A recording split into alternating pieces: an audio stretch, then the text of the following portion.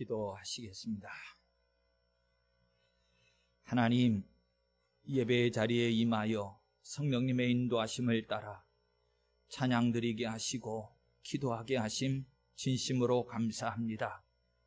이제는 사모함을 더하여 하나님을 배웠고 하나님의 말씀을 받습니다.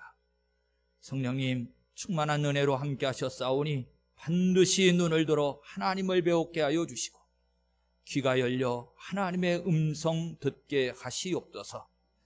연약한 종입니다.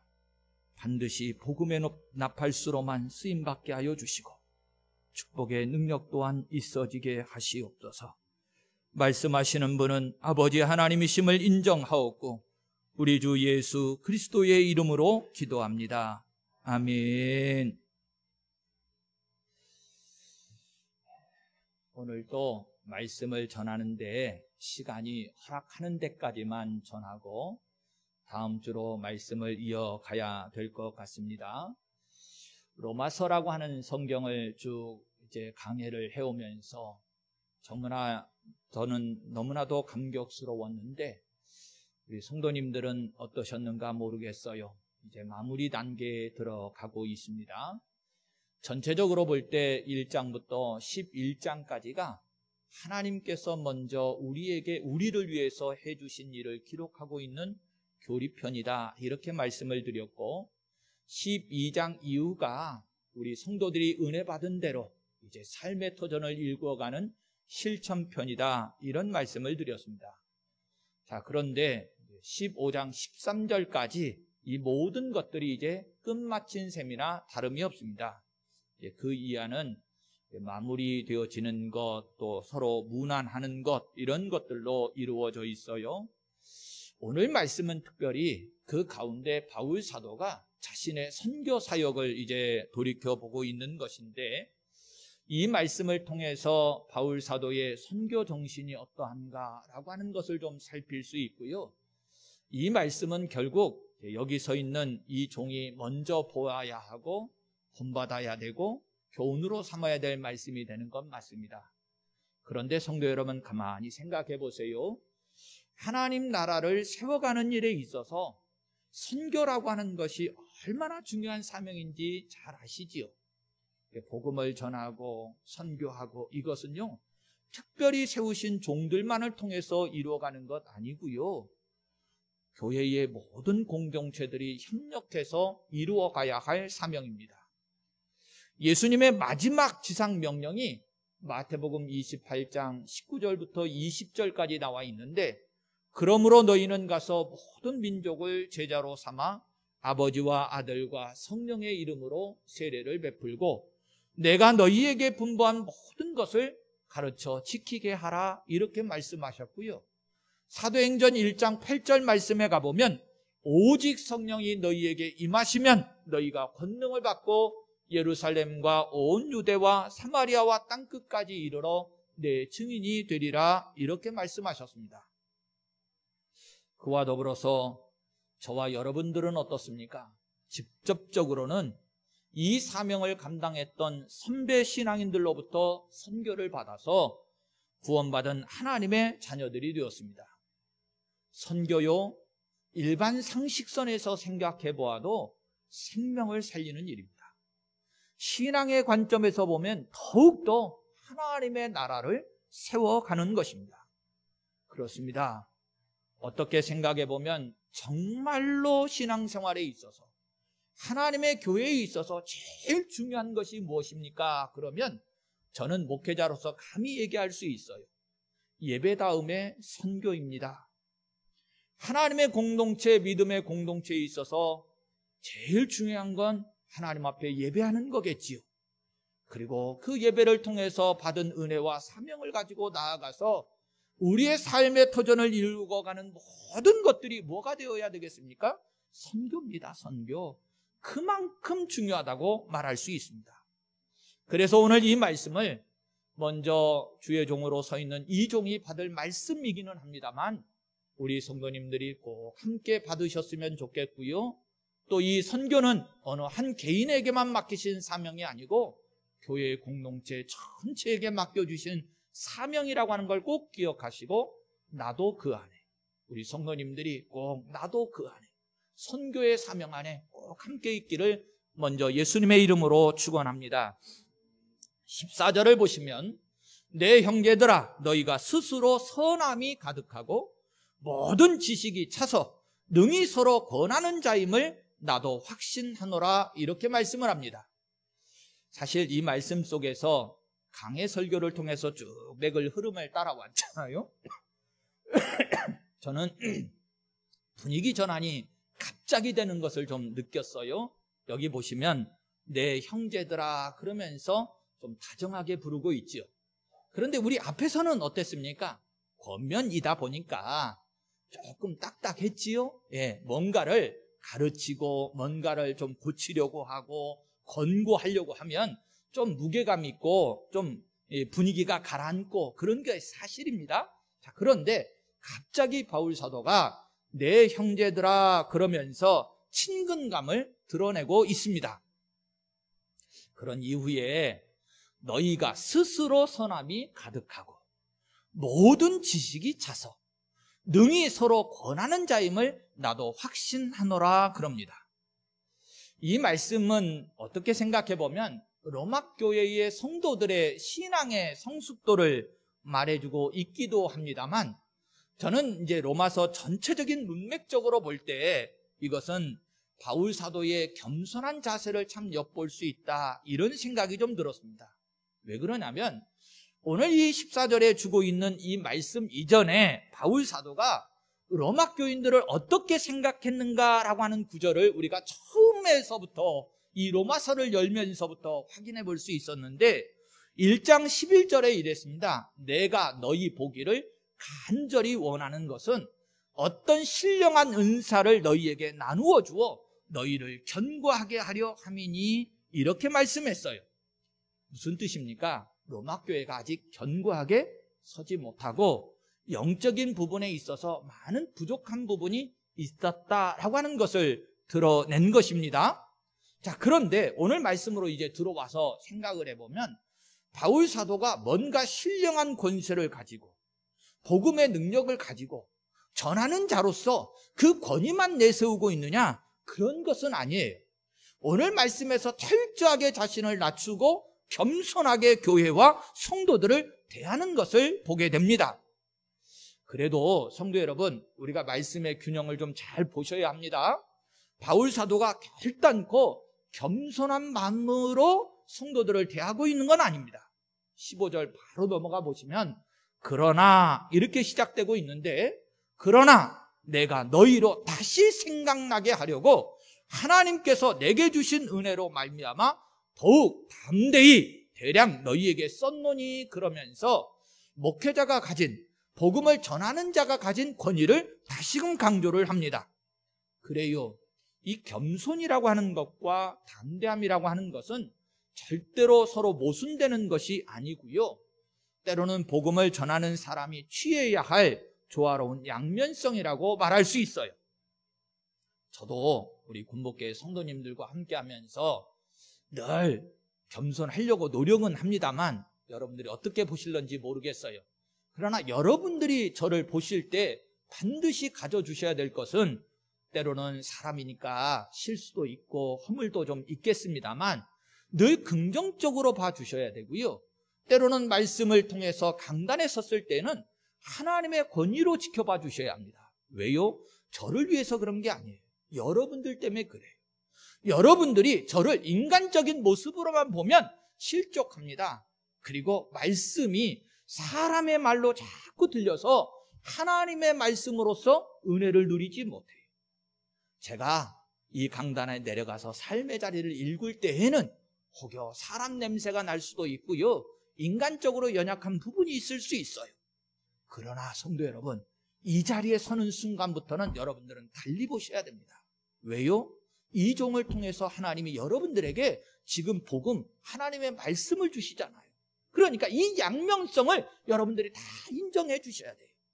그래서 삶의 자리에서는 좀 부족해 보이고 연약해 보여도 이 자리에 섰을 때만큼은 하나님의 복음을 전하는 자로 인정하고 여러분들이 하나님의 말씀을 듣는다라고 하는 자세를 가졌을 때에 그 말씀이 살아서 역사하고 여러분들에게 주어진 하나님의 말씀이 될 줄로 믿습니다.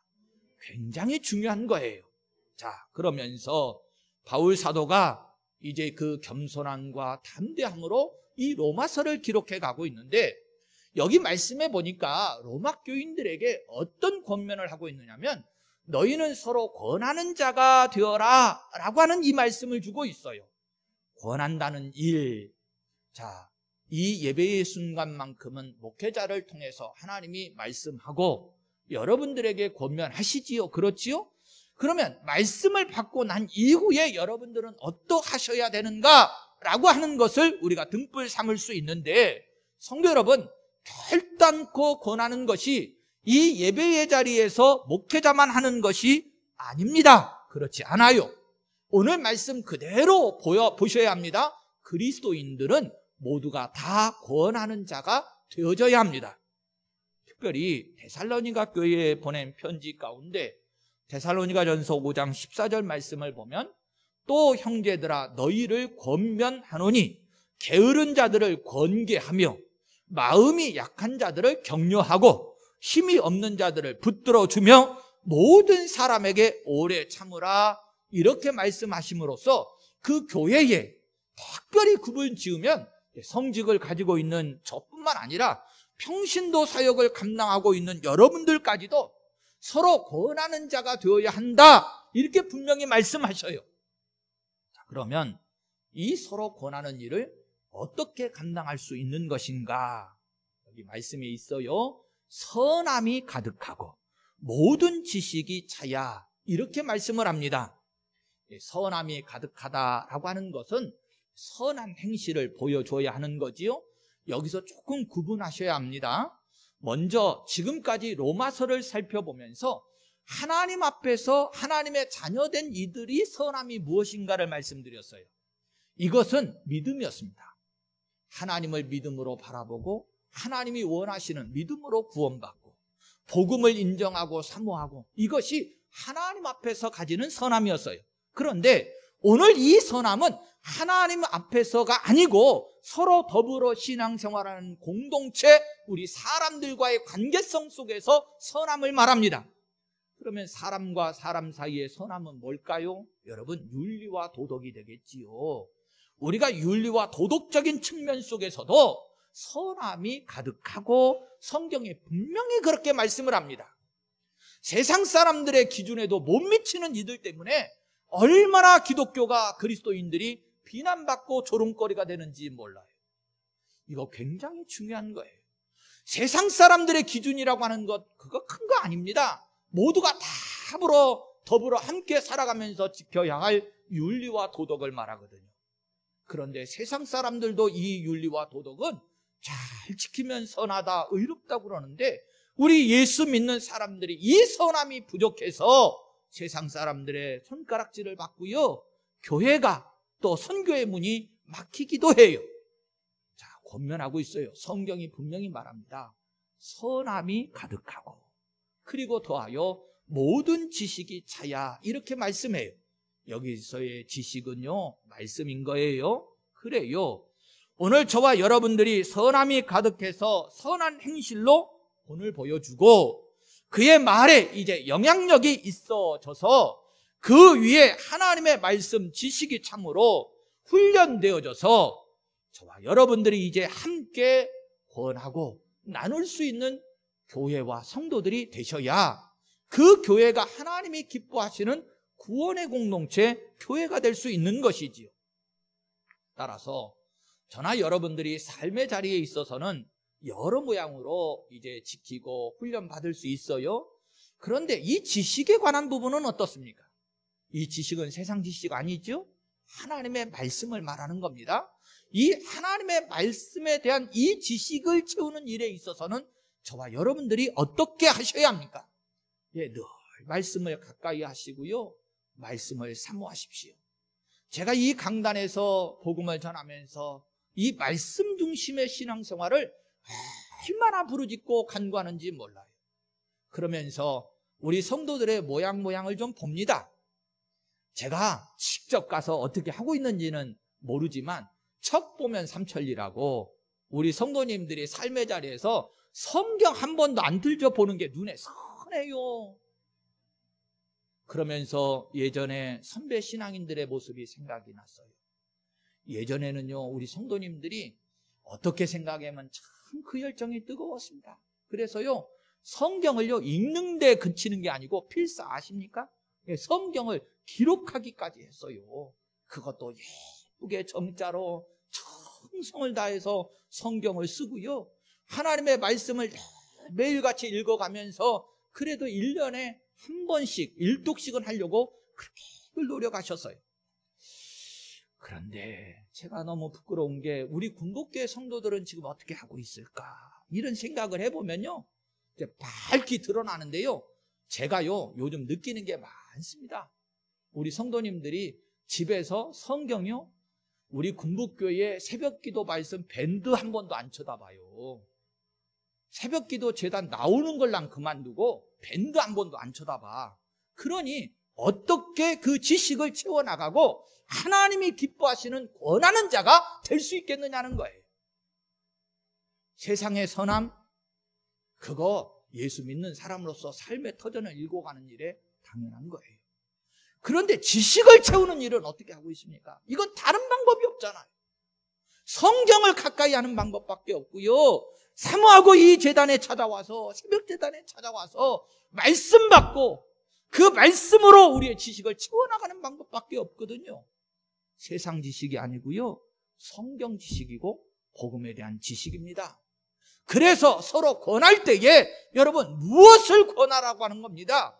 세상의 삶의 자리가 아니고요, 믿음의 삶의 자리를 권고하라는 거예요.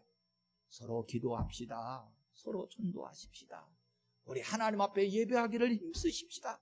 늘 찬양하면서 살아가십시다. 예수의 이름으로 봉사하며 사십시다. 낙심하고 실족한 자들을 가서 위로하고 권면하고.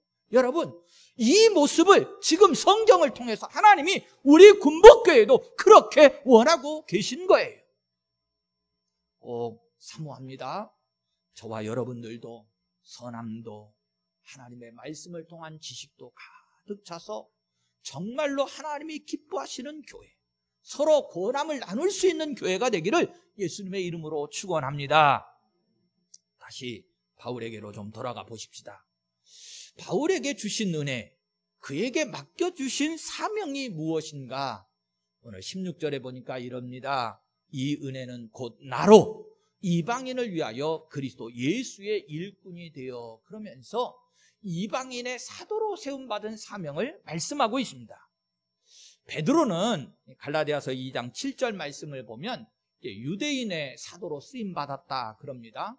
읽어드리면, 도리어 그들은 내가 무할례자에게 복음 전함을 맡은 것이 베드로가 할례자에게 맡은과 같은 것을 보았고 그럽니다. 바울 사도는 이방인의 사도로 세움을 받았는데, 우리가 11장을 말씀을 나눌 때 이 부분도 보았어요. 13절에 내가 이방인인 너희에게 말하노라. 내가 이방인의 사도인 만큼 내 직분을 영광스럽게 여기노니 그래요.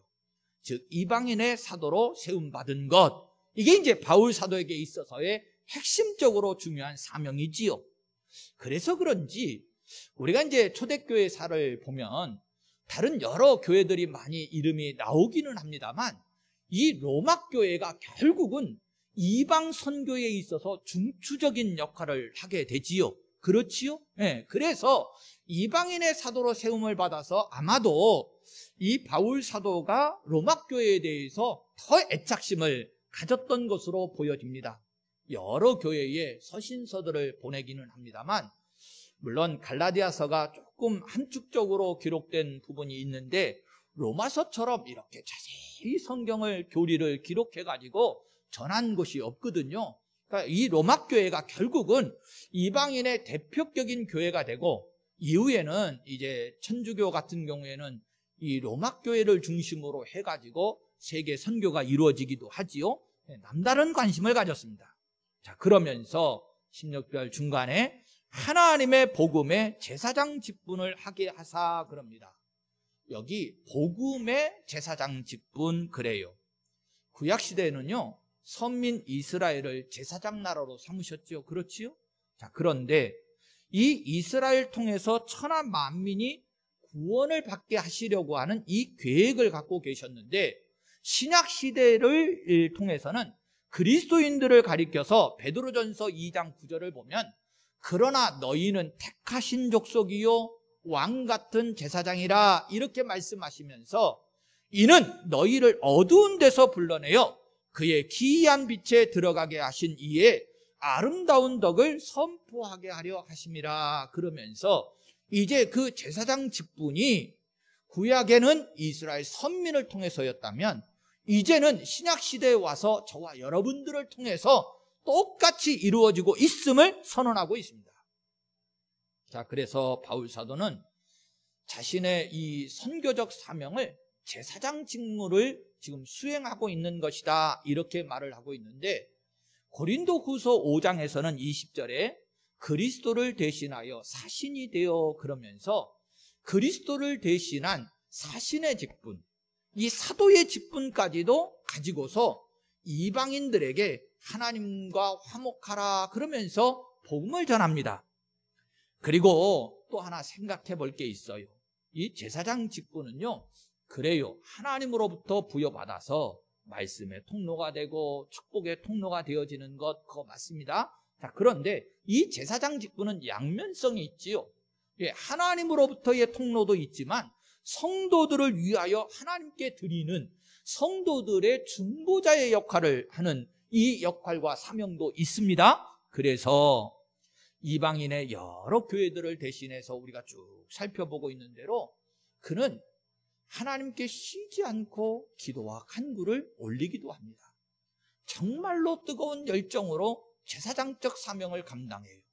하나님의 통로로서는 세계 열방에까지 나아가서 복음을 전하는 자로 쓰임받고요, 교회들을 위해서는 늘 하나님께 무릎 꿇고 기도하고 간구해요. 그래서 바울 사도가 기록해서 전한 모든 서신서들을 보면 처음에 시작이 무엇부터 시작하지요? 예, 인사와 함께 먼저 기도하고 시작하는 것을 우리가 쭉 살펴볼 수 있습니다. 여러분, 이렇게까지 지금 쭉 말씀을 나누고 있는 것은 저에게만이 아니고 지금 여러분들에게도 똑같이 필요한 사명이고, 하나님이 그것을 받으시기를 원하시기 때문에 함께 나눈다는 것을 잊지 마셔야 합니다. 자, 이 제사장 직무. 그런데 또 한 가지 좀 보고 싶은 것이, 오늘 말씀을 좀 정리를 여기서 할 건데, 여러분, 제사장은요, 하나님 앞에 나아갔을 때 무엇이 필요하지요? 무엇을 들고 가야 됩니까? 제사장은 제물이잖아요. 그렇죠? 제물이 있어야 하는데, 16절 뒷부분에 보니까 이방인을 제물로 드리는 것이 성령 안에서 거룩하게 되어 받으실 만하게 하려 하심이라, 이렇게 말씀을 합니다. 우리가 실천편으로 돌아오면서 12장 1절에 이 제물에 관한 말씀을 먼저 함께 나누었지요. 예, 너희 몸을 하나님이 기뻐하시는 거룩한 산 제물로 드리라. 저나 여러분들이 하나님 앞에 서서 예배자 또는 제사장적 직무를 감당할 때에 먼저 무엇이 있어야 된다고요? 제물이 있어야 하는데, 하나님이 기뻐하시는 제물은 우리가 물질 같은 거 아닙니다. 항상 나라는 걸 잊지 마세요. 나 자신이 하나님 앞에 쓰임받는 제물이 됐을 때 하나님이 기뻐하신다. 이게 얼마나 귀하고 감사한 일인지 몰라요. 자, 이게 제사장 직무이고요, 복음을 전파해서 구원받은 사람들을 하나님께 드리는 제물이라고 말씀을 합니다. 자, 그런데 사실은 종에게 있어서는 정말로 가슴이 찡한 부분이 있었어요. 그게 뭐냐면, 제물이라고 해서 다 제물이 아니라는 거예요. 우리가 구약시대를 너무나도 잘 압니다. 하나님이 받으실 만한 제물이 되지 못하니까 얼마나 하나님이 슬프고 답답하신지, 저 제물 꼴 좀 안 보게, 누가 저 성전문 좀 받을 자가 없느냐고까지 외치셨잖아요. 여러분, 제물이라고 해서 다 제물이 아닌 거예요. 저나 여러분들이 이 시간 이 자리에 와서 예배의 제물이 되어 있는데, 정말로 여러분들 한번 되돌아보고 생각해 보십시오. 이 순간 내가 이 자리에 있는데 과연 하나님이 나를 기쁘시게 받으실까? 내가 하나님이 기뻐 받으실 만한 제물이 되었을까라고 하는 부분이지요. 특별히 이 제사의 예법에 관한 부분은 레위기서를 보면 우리가 잘 기록이 되어져 있지요. 참고를 해보면 이렇습니다. 특별히 제사장으로서 올바른 자세와 인식이 필요한 부분이었는데 레위기 22장에 가보면요, 드리라고 하는 말이 12번 정도 나오고요, 기쁘게 받으심이 되도록, 예전에는 이제 연락하시도록 이런 뜻인데, 하나님이 기쁘시게 받으실 만한 것이 될 수 있도록 하라는 말이 7번 정도 등장을 합니다. 그런데 성도 여러분, 가만히 생각해 보세요. 드리는 것은 제사장에 있는지 몰라요. 드린다, 뭔가 드린다라고 하는 것은 제사장에게 있어집니다. 그러나 받는다, 받으신다라고 하는 건 누구께 있죠? 하나님께 있습니다. 천적으로 하나님의 권한이에요. 그러면 제사장이 하나님 앞에 드리는 것이 있어서 중요하지만 드리는 것보다도 더 중요한 게 무엇이겠습니까? 하나님이 받으실 만하도록, 하나님이 기쁘게 받으실 만하도록 하는 것, 이게 더 중요한 거거든요. 그래서요, 종이 좀 마음이 좀 찡했다 그랬지요. 이 부분은 사실은 어느 정도의 엄격함이 있냐면요, 두렵고 떨림으로요. 여러분, 하나님 앞에 나와서 제물을 드렸다고 하나님이 다 기뻐하시느냐? 아니, 드리는 자가 화가 될 수도 있어요.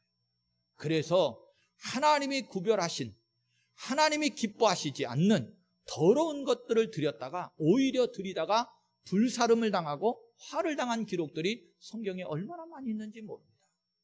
여러분, 두렵지 않으십니까? 왜요? 이 시간 지금 이 자리가, 이 예배라고 하는 이 모습이 무엇이지요? 하나님께 구약시대로 말하면 지금 제사를 지내고 제물을 드리고 있는 것이고 그 제물이 나거든요. 여러분, 내가 하나님이 기뻐하실 만한 모습으로 예비되고 준비되지 못했으면 하나님이 받으시는 걸 난 그만하고 무엇이 임할 수도 있다고요? 화가 임할 수도 있다. 사실은 두려움이 들어요. 정말 나는 이 예배를 준비하면서 하나님이 기뻐 받으실 만한 모습으로 준비했을까? 두려운 생각이 들었어요. 우리 군복교회 성도들은 이 자리로 예배하러 나오면서 자신들을 하나님이 기뻐 받으실 만한 제물로 준비해서 나오고 있을까? 정말로 이 예배가 하나님이 기뻐 받으실 만한 예수의 이름으로 그 성령님 의지에서 드리는 예배가 될 수 있을까? 제가 늘 예배의 시작에 문을 열면서 우리 성도들에게 강조하고 또 강조하는 것이, 하나님이 받으시는 예배는 영과 진리로 드리는 예배라고 그렇게 강조를 하는데, 우리 성도님들은 과연 얼마나 기도하면서 성령님 의지하고 내 모습, 내 제물을 하나님이 기쁘시게 받을 만큼 준비를 해가지고 영과 진리로 예배하고 있는가, 이런 생각을 하면서 두렵고 떨림이 되기도 했습니다. 자, 성도 여러분, 오늘 이 바울 사도의 선교 정신을 쭉 훑어가면서 그냥 단순한 정보 지식에 대한 내용이 아니고요, 한 말씀 한 말씀이 가슴을 저미게 하지요. 때로는 이 마지막 말씀은 두렵고 떨림이 되기도 했습니다. 자, 그런데 종이 또 높아심에 염려해서 한 번만 더 강조하겠습니다. 우리 성도님들이 가지고 있는, 저부터도요, 잘못된 습관 가운데 하나가 뭐냐면 한 귀로 듣고 한 귀로 흘리는 거예요. 말씀을 받을 그때뿐인 거예요. 이게 얼마나 잘못된 습관인지 몰라요. 하여튼 이 예배 자리에서도 제가 의심스러운데, 하여튼 밖에 나갔다 그러면 못 믿겠어요. 이 자리를 떠나시면. 그러면 다음 예배를 드리러 오실 때는 어떨까라고 하는 생각이 또 드는 거예요. 또 한 귀로 듣고 한 귀로 흘리실까? 성도 여러분, 어떠십니까? 한 주간 지켜보겠습니다.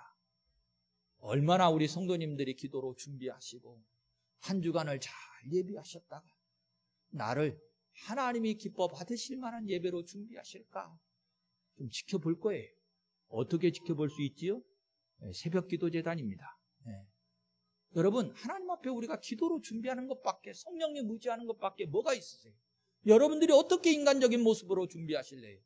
인간 냄새 풍기는 거 하나님 안 받으세요. 성령님 의지하시는데 기도밖에 없습니다. 당부드립니다. 기도재단에 함께 하시고, 이 자리에 함께하기 어려우신 분들은 밴드라도 보시면서 그 시간에 함께 말씀 읽고 기도하고, 그래서 한 주간 동안 다른 것 위에 기도하지 마시고, 여러분, 내가 예배자로 잘 제물로 준비되어져서 하나님이 기뻐 받으실 만한 예배를 영과 진리로 드릴 수 있도록 해달라고 기도하시고, 그리고 다음 주에 정말로 하나님 앞에 기뻐 받으실 만한 제물로 예배 드리십시다. 그러면 오늘 말씀이 여러분들의 심령 골수를 쪼갠 능력의 말씀이 될 줄로 믿습니다. 꼭 그와 같기를 예수님의 이름으로 축원합니다. 아멘. 기도하시겠습니다. 좋으신 하나님, 연약하고 부족한 종의 입술을 통해서이지만 정말로 담대하게 말씀을 전하게 하셨는 줄로 믿습니다. 또한 우리 성도들은 두렵고 떨림으로 말씀을 받음으로 영의 양식 삼고 그 믿음을 반석 위에 세워서 예비하고 준비해서 이제 이후에는 하나님을 대면할 줄로 믿습니다. 먼저 우리가 준비되어져야, 하나님이 기쁘시게 받을 제물이 되어야 우리로 세상에 나아가서 통로로 쓰임받아 선교의 사명을 감당할 수 있습니다. 이 안에서도 준비되지 못했는데 밖에 나가서 어떻게 복음을 전하며 선교의 사명을 감당할 수 있겠습니까? 성령님 의지합니다. 이 제단에 있는 모든 성도들을 충만하게 하시고 참된 예배자로 제물로 예비되게 하여 주시옵소서. 우리 주 예수 그리스도의 이름으로 기도합니다. 아멘.